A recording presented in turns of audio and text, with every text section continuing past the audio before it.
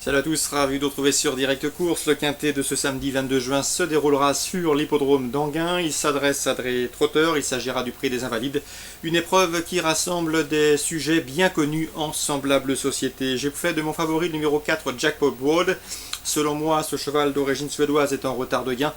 Sachez qu'il avait bien gagné lors de son avant-dernière sortie sur l'hippodrome d'Argentan. C'était un parcours de vitesse 2100 mètres, mais il possède également de la tenue. Il sera déféré des 4 pieds, je le pense ici capable de profiter pleinement de son bon engagement au premier échelon. Je lui poserai le 16, Sam Gibus, un cheval régulier, confirmé à ce niveau de compétition et confié une nouvelle fois à Sébastien Ernaud.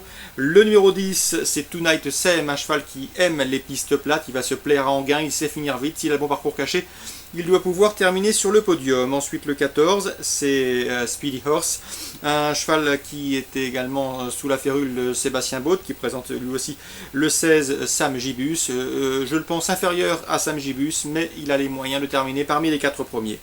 J'ai également retenu dans cette épreuve le 6, qui me semble également capable de faire l'arrivée à ce niveau de compétition. C'est Toto Duminon, il vient de terminer deuxième à Lyon-Paris, preuve de sa bonne forme. Une confirmation est attendue, d'autant qu'il sera une nouvelle fois déféré les 4 pieds.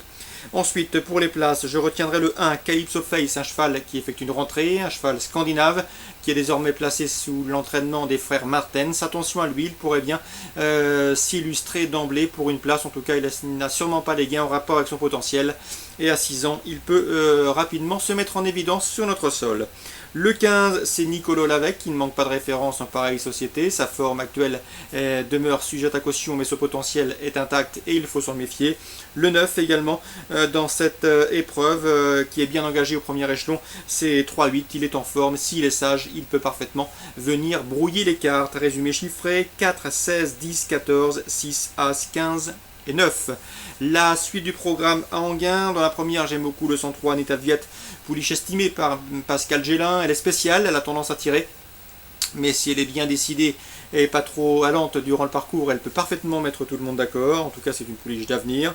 Je lui poserai le 107, Anne de Busset, 2 courses de victoire en 2013. La dernière en date obtenue courant avril à Vincennes. Le 104 également, au style Vauvert, irréprochable depuis ses débuts. Ou encore le 108, Adélia de Mélodie, qui sera déféré des postérieurs pour la première fois de sa carrière.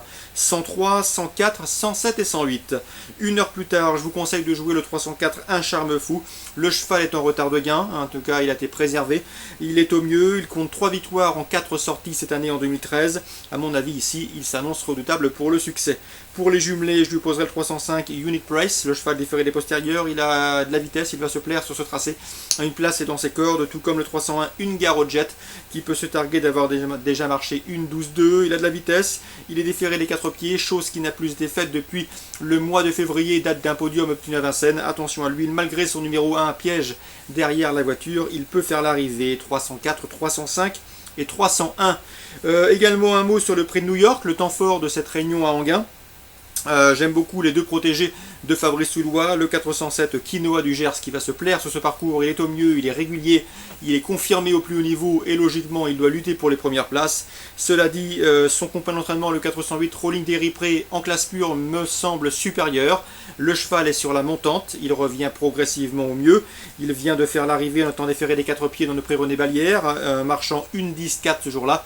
Ici, l'opposition est dans ses cordes. S'il a légèrement progressé par rapport à sa dernière sortie, nul doute qu'il a les moyens de renouer avec la victoire, lui qui peut se targuer d'avoir déjà gagné au niveau groupe 1.